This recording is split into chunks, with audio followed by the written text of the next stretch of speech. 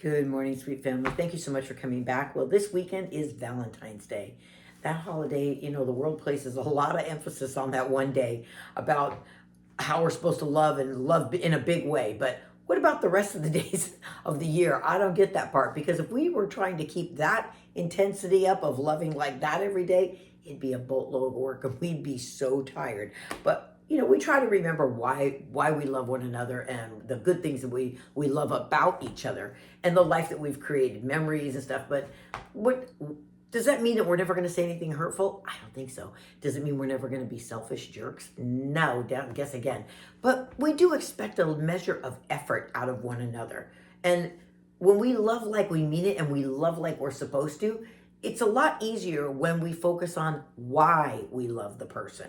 And it isn't about the external because the looks, they fade. It's about the inside. It's their heart. It's their compassion, their generosity, all those things that bring us joy about being with them. But, not expecting perfection out of one another, but there is that level of effort that we do expect. Effort is huge, my friend. It's you don't need to do it perfectly. Everyone knows that. It's never going to happen. But when someone loves you through the difficult times, when you're not lovable and they do that for you, we remember that. Because life and love and isn't about all the grand gestures. It isn't about the big events that you plan for one day. It's about the small little moments. The times when someone did something for you that mattered, that counts. Those are the things that remember. And that's how you show someone you love them. Because there's days, when I'm really busy and tired and I'm working my brains out and my mind's going 100 miles an hour. God always does this to me. He always lets somebody I love drift across my mind ever so slowly. And it recalls a memory. I could hear a song. I could be seeing a place where I stood. Something. It's like a deja vu memory. And it all comes flooding back to me of the person I was with, the memory I had then, and how much I loved it. And it's a beautiful thing.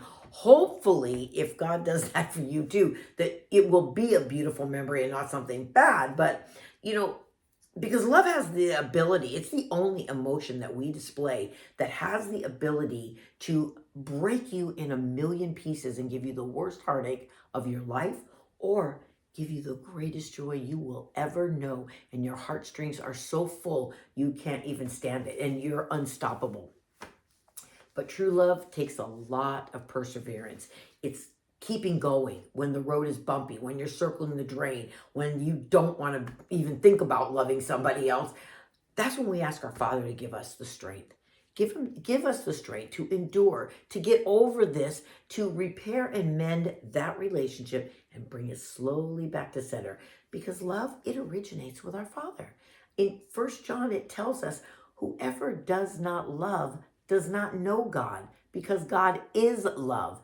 We need to remember that. And it also says that we love because he loved us first. If he didn't put that inside of us, that emotion, we wouldn't have the ability to give it to anybody. And true love, it is the most delicate thing we own and the strongest emotion we own. It's at the same time because you can do one little thing for somebody. I'm talking something this big and it could mean the world to them. They will never forget it and they know that you love them because of it. And consequently, you could say one harsh word and jeopardize everything. The rug will be pulled out from under you. It's it's a very, very hard balance to navigate at times. It can cause so much joy and so much pain, and sometimes both at the same time. But if we keep seeking ways to serve and honor and respect, because all that requires love for someone, it's only going to deepen the relationship because that's when we genuinely cherish someone and we do it selflessly. You might not be a person that is overly romantic. Maybe you weren't raised in a household that is all lovey-dovey and kissy and saying they love. Maybe you were raised in a household where they smacked you around and no one ever said they loved you. But that doesn't give you an excuse to not cultivate it. You can pray to our Father, help me, put that in my heart. You might be saying to your mate, you know what, well, you came from that kind of family, but that wasn't me. But you know what, even if you weren't raised that way, even if you weren't taught how to love that way, God can bring that into your life. And then you can strive to perfect and master it because that's true love. And we will learn how to also pursue it and protect it at the same time. If we're constantly looking to our Savior for a model, because remember, he left the comfort of his home in heaven. He did not need to do what he did. He did it because he loved us. He came here and sacrificed his life in the cruelest, most brutal, harsh way we could ever imagine. We could never do something like that. And he did it because he loved us.